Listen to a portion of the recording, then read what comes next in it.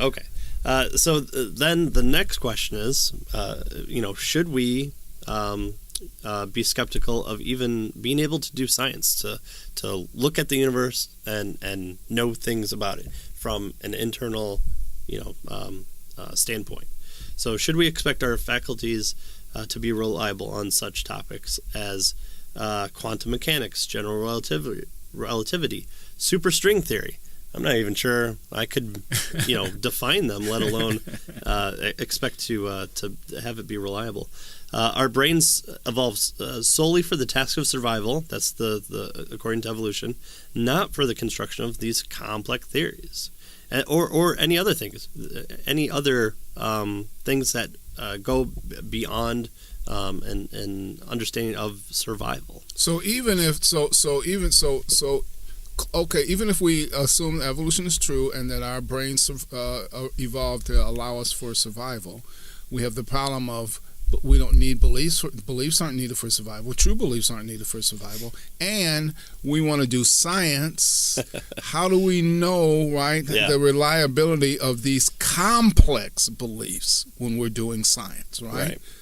Yeah, so when we look up and out and look at the vastness of the universe and heat death and the number of galaxies in the universe and double quasar pulsars. That's right. Black holes. Yeah.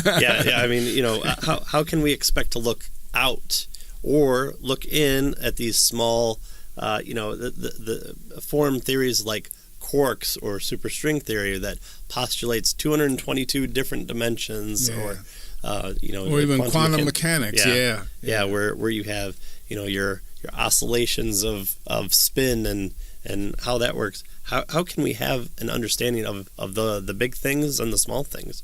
It seems, as he says here, that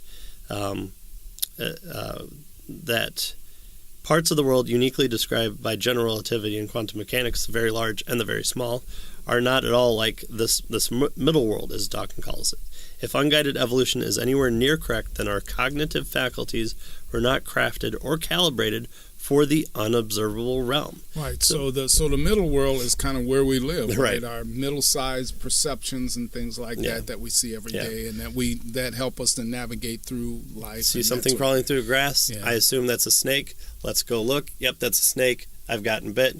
Now I've got a working theory, and after I die, my predecessors can come and study for more and figure out a scientific theory behind it.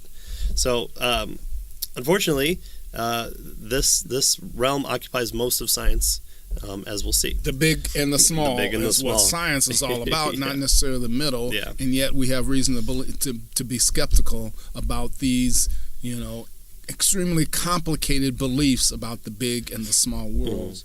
Because even if we have evolved, and even if evolution is true, we've only evolved to survive in what he calls here the middle world, what Dawkins has described as the middle world. And so these ideas about the big, astronomy, general relativity, all that kind of stuff, and the small, quantum physics, then are way beyond the pale with regard to dealing with the middle world. How do we know those are reliable? Right. It seems like if we're always looking up, we're going to run into that, saber-toothed tiger, and if we're always looking down at the small, that's when the crocodiles are going to get us. So it doesn't seem like those who would look up and down would be able to look out and survive. He brings in Nagel once again, who we like, and says evolutionary naturalism provides an account of our capacities that undermines their reliability, and in doing so undermines itself. Mechanisms of belief formation that have selective advantage in the everyday struggle for existence do not warrant our confidence in the construction of theoretical accounts of the world as a whole. So even Darwin has doubts. With me, the horrid doubt always arises whether the conviction of man's mind, which has been developed from the mind of the lower animals, are of any value or at all trustworthy. It's what we were saying there.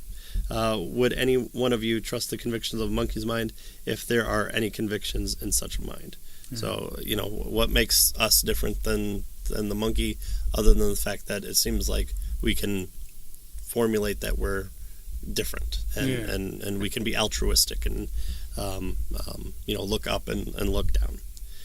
And so if we came from monkeys, then why would we? What would allow us to overcome the doubt that comes as a result of that source? Yeah, right? and have it be for survival, because that's the point. Is not just this thing arises, but it arises because you're best fit and naturally selected for your best environment. So. Yeah, which is the middle world, right, and not the biggie, right? So even if we would suggest our cognitive faculties are reliable, they're only reliable for the middle world. Right.